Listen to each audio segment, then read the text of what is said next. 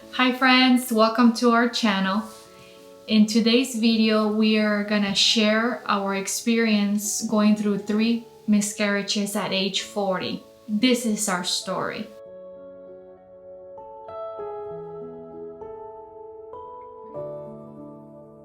For us, it was something unexpected because we don't have a history of miscarriages in our family. Yes, I don't, in my side of the family nor in your side, I never really knew of anyone going through a miscarriage personally. I heard of that situation happening, but not with like a close friend or anyone that really was really close to me particularly.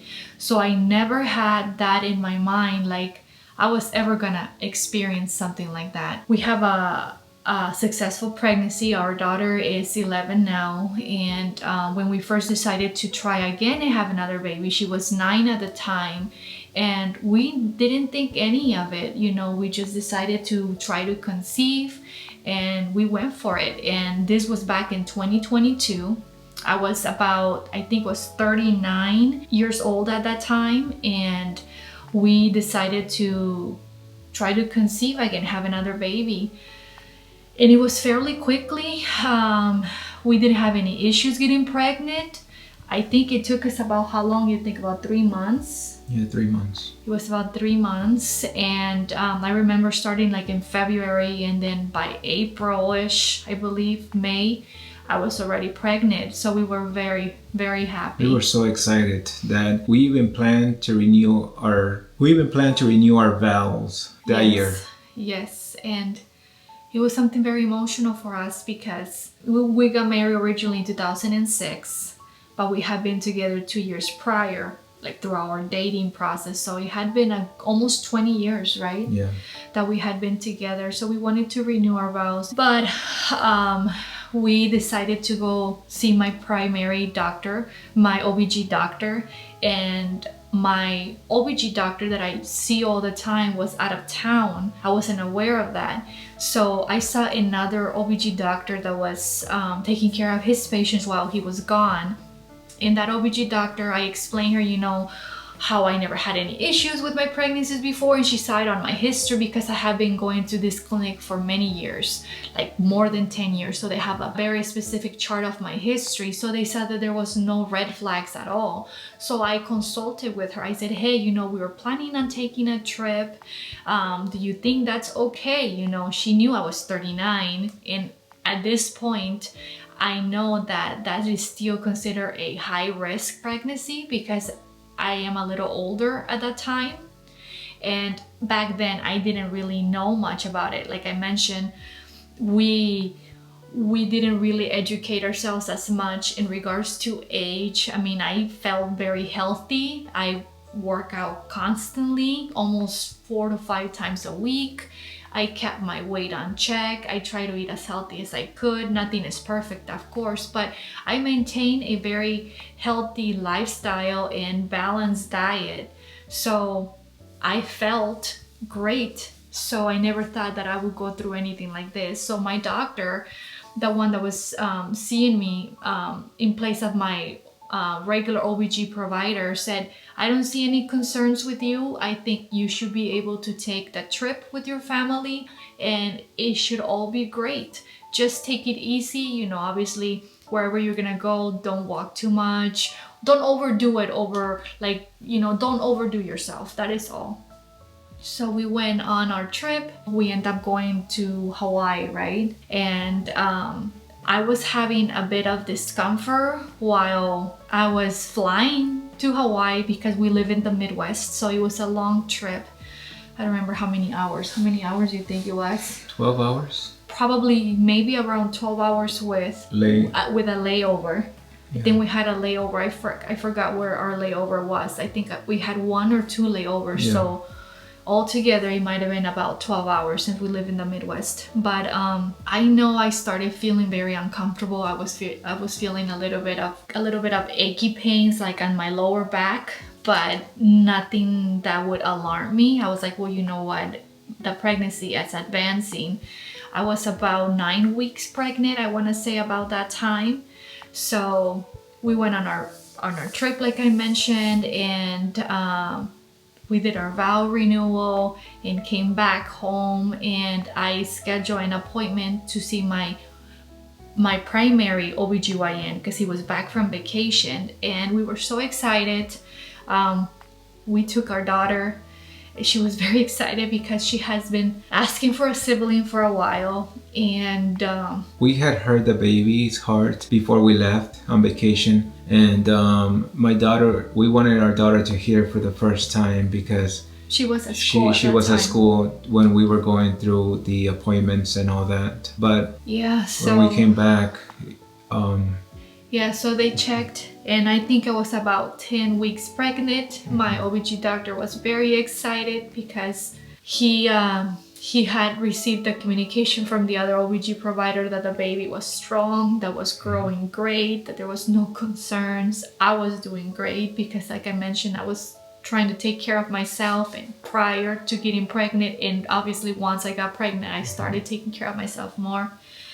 And he was very excited to give me great news of how the baby was evolving, how it was growing. But unfortunately, he was very confused when he was doing the ultrasound, and he was just very confused, and I could see it on his face. And he didn't know how to tell us what was going on because more than our OBG provider, we kind of established like a friendship with him because I have been seeing him for so long. He delivered Bella, our first baby. So he just didn't know how to say that there was no heartbeat on the baby, that he couldn't find the heartbeat.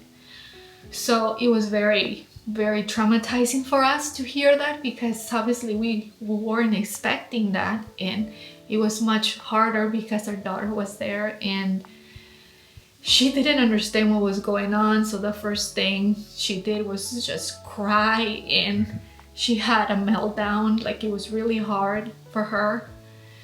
And she just didn't understand, like, why, mommy? Why is there no heartbeat there? So it was very hard for us to explain that to her.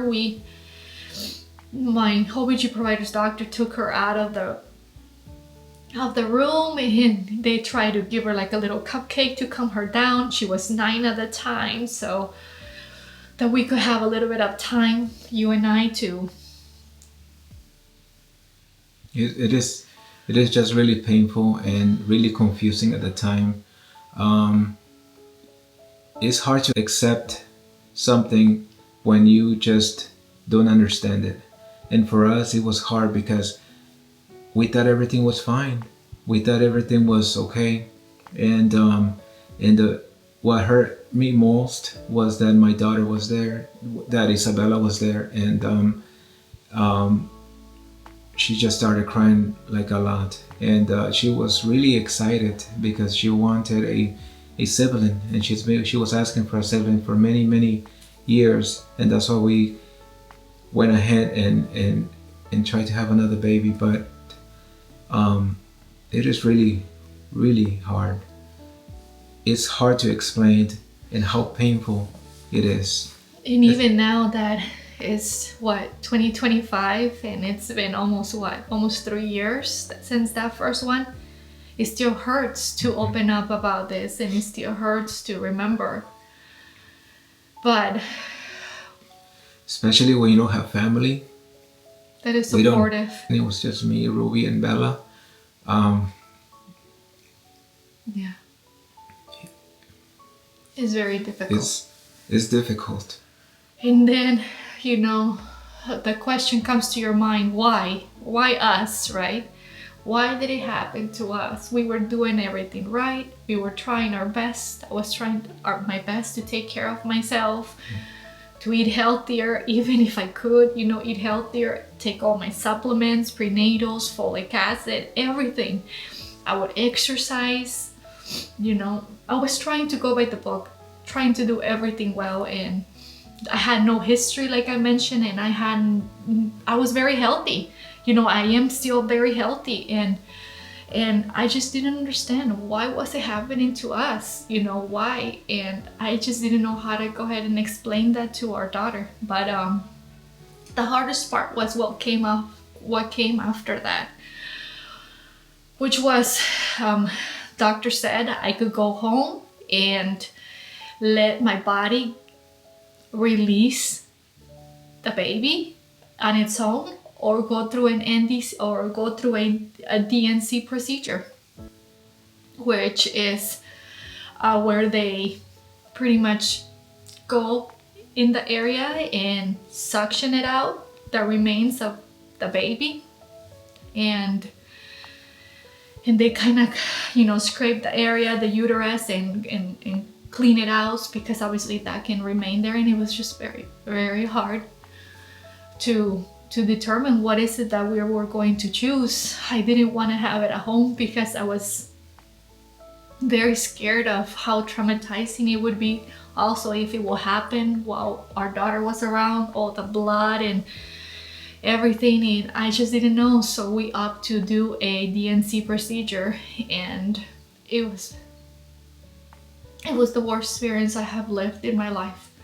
The first time was the worst because you just don't know what to expect. You just don't know why you're doing this, and it was just very hard. Sometimes you're out there asking, why? Why us? Why this, you know, painful moment for us? And it is just so hard to recover. And now that we have experienced that painful moment, it's just hard thinking how many people are going through this situation. Yes, it is. For me, it was also hard too, because, you know, every woman expects a baby, you know, and just like Ruby, she wanted this baby, and she had to go through a procedure as well. And I was really scared because it was just the first time going through this, and like I mentioned to you, we didn't have any family, so it was just us three, with nobody to talk to. We just said, you know what, we're gonna pray and we're gonna move forward. Yes, and honestly, I feel like really the only thing that has gave us courage and hope to maintain our family and continue to move forward from that heartache. We don't know, but we are not here to judge. We are just here to still keep our faith and remember that God is good. God is good at all times, and He's merciful, and only He knows why things happen when they do, right? So that is the reason why we are still here standing, and we decided to continue pursuing that dream of becoming parents again. So our journey continues to October of 2023. So a little bit over a year, we decided to try again and get pregnant again. Again, I got pregnant fairly quickly, no problems. So it seems like I don't have an issue getting pregnant. It's just figuring out the problem of retaining the pregnancy. So we got pregnant, and everything wasn't going as great as the first time when we tried with our first miscarriage in 2022. And this one I went, and fairly quickly they started telling me that they needed to keep an eye close on me because my HCG levels were not getting to the point where they were supposed to. I can't remember exactly the HCG level that you're supposed to have, but mines were increasing at a slower rate. So they were not increasing how they were supposed to increase when you hit like 4 weeks and then 5 weeks, 6 weeks, or why not. So that was one of the big problems. But we went for an ultrasound, and we did get the opportunity to hear the heartbeat of the baby this time as well. But it was low.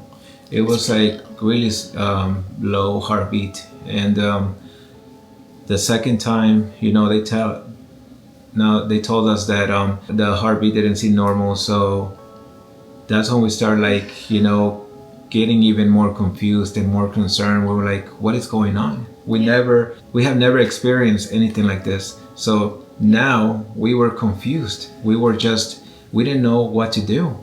And I even asked the doctor, what do you mean the heartbeat is slow?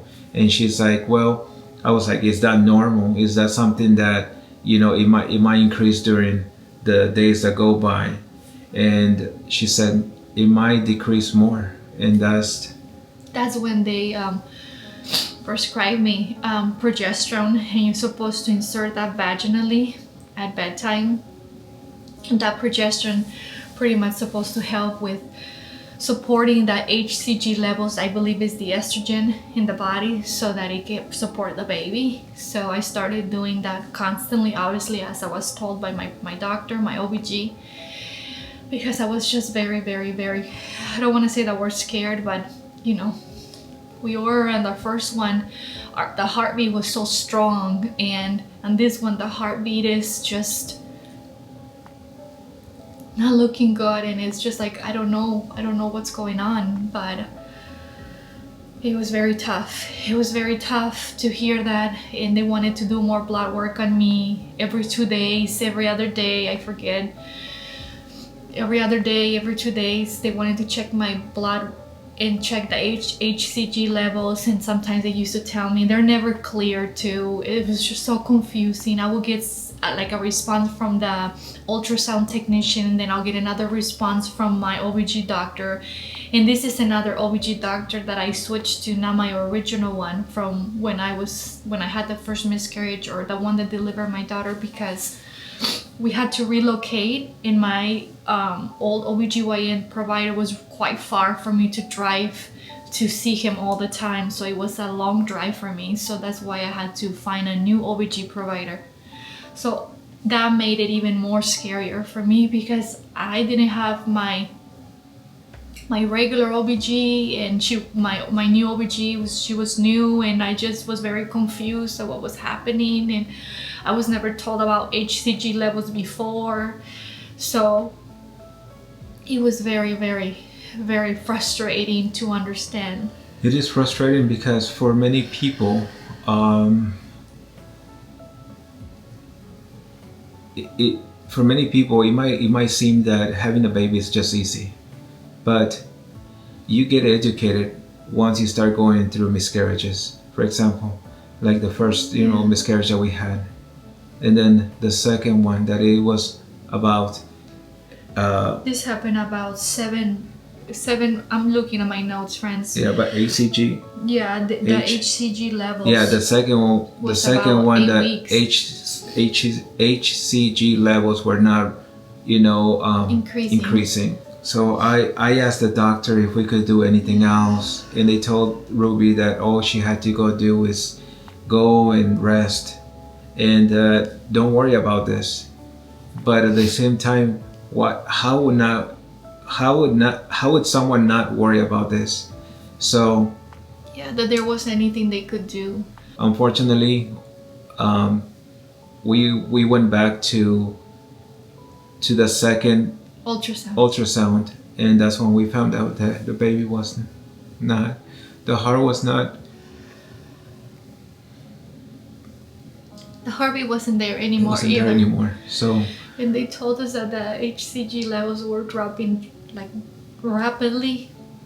I know it was like one point it was like 1200 or something like that, and it dropped rapidly over the weekend to like 500 or something like that, and it was just very, very bad, because we decided to not tell our daughter about this one, because we didn't want to bring her hopes up. And not that we had a negative mind or anything like that, but we just didn't want her to go through anything if it wasn't necessary. So at this point, we didn't take our daughter to any doctor's appointments or anything. So it was just between him and I, and it was very difficult because she would still see us a little sad, and it was like kind of difficult to not really tell her what was going on. But so many things that go through your mind during those moments, and it's just so hard that, and so painful for women, and it was so painful for Ruby. And sometimes I feel bad because I wanted a baby so bad, and then just asking Ruby to try again, for the second time, it was just hard. It was hard for me too, because we never want to put our wife to this situation, and it's really painful. But it was not just your decision, it was also mine, obviously. And Also Bella, she always wants to continue, she always continued to ask for a little sibling, so it was a decision that we made for all three of us. So I didn't want to give up on that dream of being a mom again and reliving those moments when our daughter was small and looking at her pictures and videos and be like, why can't I have that again, But it was hard. It was really hard. So there we go again. We went through another situation.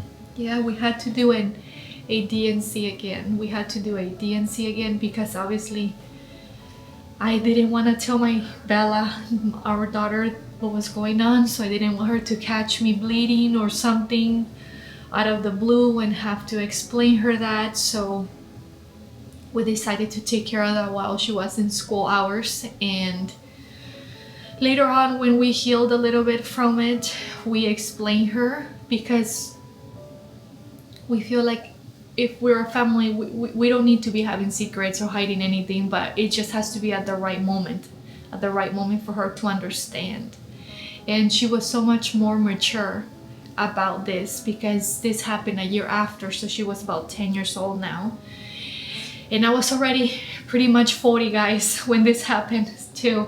I remember having that DNC schedule right before my birthday in October because my birthday is October 28th. And I had that second DNC procedure for my second miscarriage. And I remember thinking, you know what, I'm already 40, I'm already older. This is hard for me. How is this ever gonna happen? So it was very tough. It was very tough because as women, we have a little clock that ticks, it's ticking, and it makes it more nerve-wracking. It makes you stress out and get anxiety and all that more because you're like, the pressure, of not just because you want to get pregnant and have the baby because that's the ultimate goal, right? That's why you get pregnant, but also because unfortunately you're getting older and your chances of having a successful pregnancy decreases even more with age, right?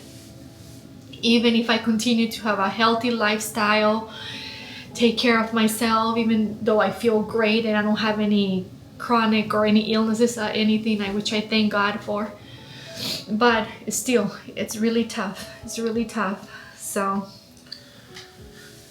But after that, we let time go by, and then again, Ruby got pregnant again. yes, so I got pregnant with my third attempt.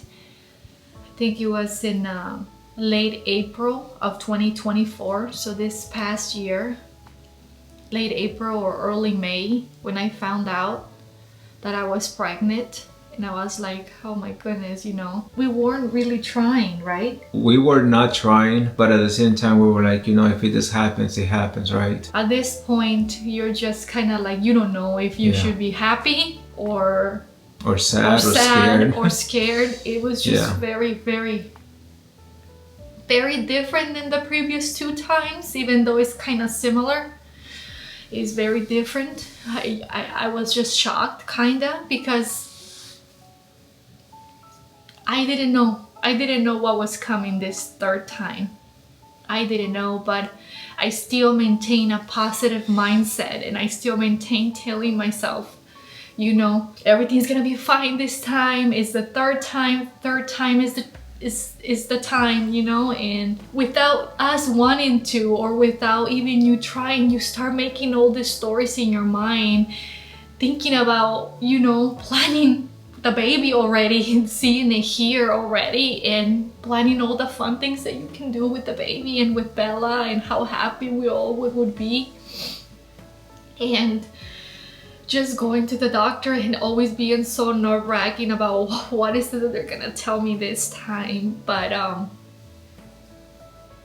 things seem to be going okay at first. I think I found out I was pregnant at about 4.5 weeks, I believe. I was about 4.5 weeks pregnant, and that's how I found out that's the first time I found out that I was pregnant. I had a late period, but I could feel it. Us as women, we have that sense of knowing when something's going on, right? Just like when it's going on with your child or something, you know something's going on. So even before I missed my period, I kind of felt it, like, but I didn't want to tell Albert anything because I wasn't sure. So I wanted to be sure. So I did a home pregnancy test and it came out positive, and I was like, okay, so I'm gonna go in and double check it, make sure it's right with the blood test, and yes, it was positive. So HCG levels were increasing normally at this time. They were hitting the goal, and doctor was ordering lab work constantly every other day. Every other day I was there, and it went to the point where I was about 7 weeks pregnant at this point, and the HCG levels were staying at a certain point. They were not increasing, nor they were decreasing. They were staying there for a few days, and the nurse was a little confused, so she said, I'm gonna go ahead and bring that up to your OBG, and I'm gonna see what she suggests to do next. So the nurse said she was gonna contact me with the next step, but I didn't get a call from the nurse. I got a call from the doctor herself, and I was like, oh boy, this is not good. And she called me, which she never does that, and she told me that she just wanted to talk to me about my recent HCG levels, that they were not increasing nor they were dropping, and it was just something that she had not experienced in the past as frequently before. So she was a little bit in a confused spot as well. And I asked her, what is this? Is this a miscarriage too? You know, I have had 2 already. They were consecutive, almost back to back. Please be clear with me. Please tell me what's going on. And she just didn't really know what to tell me. She was kind of very confused, and I had already had a miscarriage under her care, like really recently, and I had come to her care with history of 1 miscarriage already. And at this point I was past 40. I was already almost 41. So she didn't know. She told me that it could be because I was having twins, and at this point, because it was too early, that we couldn't see both like little heartbeats, because I had gone to an ultrasound. I forgot to mention this, friends. I had gone to an ultrasound before she called me, and the ultrasound technician said that she couldn't detect the baby heartbeat, right? So I was very confused, because at the ultrasound they said that they saw a sac, but that Empty. there was no embryo. I think that's what they call it at this stage. There was no embryo inside the sac, so the sac was empty. And obviously I've never been told this before, nor I know anyone that has gone through this before.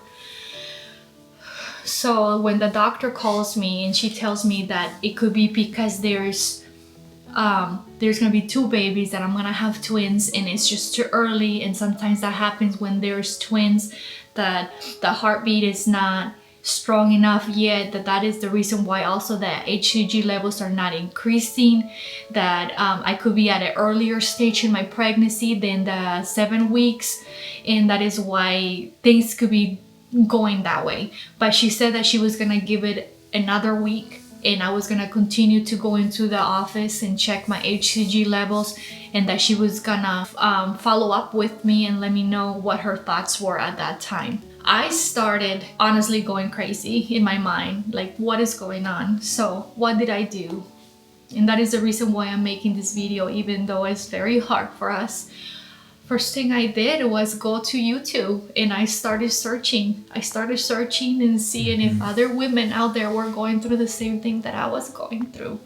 And I tried to look for signs, the symptoms that I was having, the things that the doctor was telling me, to see if I could relate to anyone, any story that was on YouTube. And I found some stories that were saying that they were going through the same thing like we were. I was seeing that some women were going through a binded ovum pregnancy, which means that there's a yolk sac, but the HCG levels don't increase because there's no embryo. So what the definition of a bind ovum pregnancy is a condition that occurs when a gestational sac develops without an embryo. It occurs when an embryo never develops or stops developing. Often no specific cause is apparent. It is usually noticed in the first weeks of pregnancy during an ultrasound. So, and it said that there were symptoms that people could experience, like minor belly cramping, like spotting, bleeding, but I didn't experience any of that, friends. I didn't. We were so confused. Once I found out that there was women experiencing similar things to me here on YouTube, the videos that I was watching, I was asking myself, is this what I'm going through? But the doctor is just not telling me what's going on. We were upset too because when this provider knew that Ruby had already 2 miscarriages, her job was to even have us consult with a high risk pregnancy. But she didn't do that. But she didn't do that. She continued to say, oh, it's because you're older, and that is the reason why my HCG levels were dropping, and the eggs are not the same, and when you continue to be older, it just gets riskier, and it just the percentage of a successful pregnancy decreases dramatically. So pretty much that is all she continued to tell me, pretty much saying that I was older. So if she knew that I was older, how come she didn't make that suggestion to begin with? You know, that I should that I should be referred to a high-risk provider as well, because it was a high-risk pregnancy to begin with. Since day one that I came to her clinic, I explained her before we established care, I had a consultation with her, and she just checked me and she looked at my history. So obviously she saw that I had a miscarriage prior to coming to her care, and I explicitly told her that I was trying to conceive again, that I wasn't giving up on that hope, that my husband and I, we were trying to have a second baby, so that we were gonna continue to try. So at that point, I would think that she should have gave me her professional advice and telling me, hey, you know, you are getting ready to be, you're almost 40, we can try our best, but I do suggest for you to see this additional provider, a high risk. Now, if I didn't want to see him, then that would have been on me, right? I had the right to decline her offer or accept it, but I didn't even know that that offer was there for me to take in the first place. But I remember when we first found out that you were pregnant, you know, we told her that attempt. What can we do, or what other steps, since we already had a miscarriage in the past. She just said, just said, well, it's the same steps. You're gonna come, we do an ultrasound, we make sure, you know, that there's a heartbeat, and we just do the same step as any regular pregnancy. How is it that different I can do? She didn't do anything else for us, or it's just confusing. We hope to give hope to other women, especially with this video. If you have experienced a miscarriage in the past, you need to know that your other pregnancies will require more attention. My regular OBG provider said that it doesn't matter, even if you are younger, you know, you could be younger than 35, but now they suggest it more if you're 35 and above, obviously, that is already considered a high-risk pregnancy, even if you haven't had a miscarriage to begin with, even if you have had successful pregnancies in the past, just because age plays a big role, right?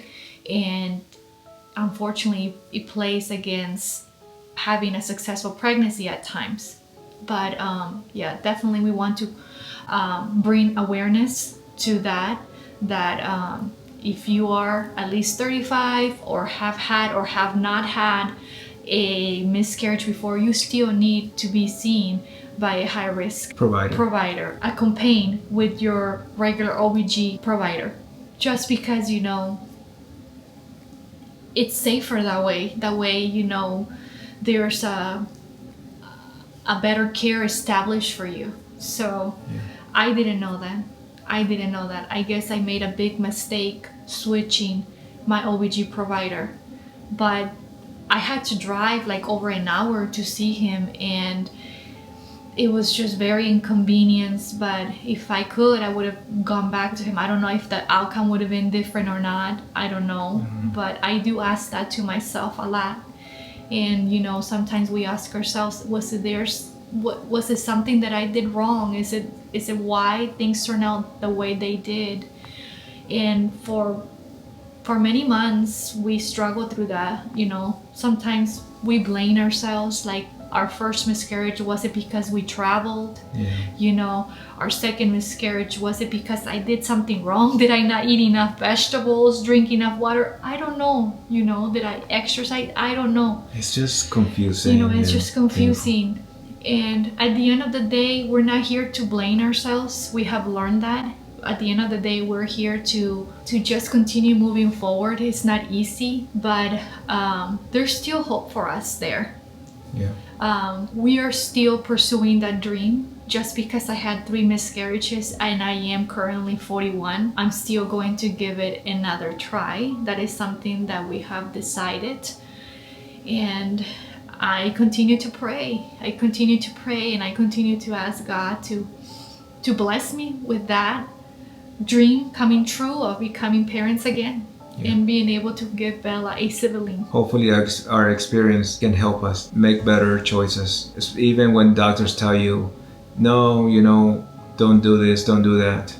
We're gonna do what is best and what we have learned through our experience, through all these 3 miscarriages that we had in the past.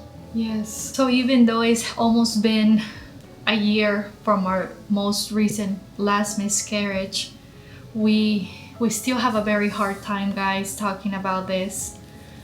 Very, very hard. Like, not a lot of people that even know us in person know about it, because we haven't told anyone. Yeah, it's very difficult. It's very difficult to talk about it, because it just kind of awakes all the hardship.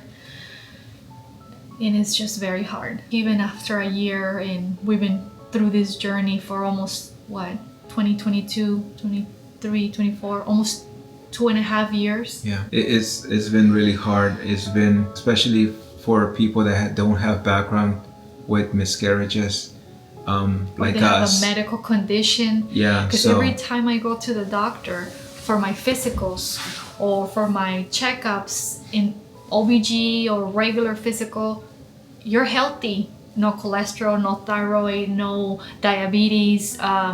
Your weight is on point, you know, for your height, you know, you work out, you exercise, you're trying to have a balanced diet. So I guess I'm doing everything right? But I still can't retain a baby, right?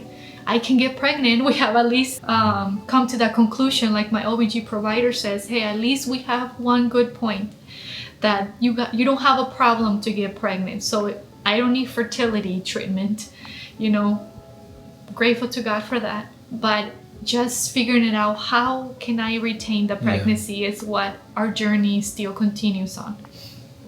So, but even though it's difficult to talk about this, we wanted to make this video, friends, to let the people out there that are still going through the same situation that we are, or that they have gone through it, that they're not alone. You're not alone.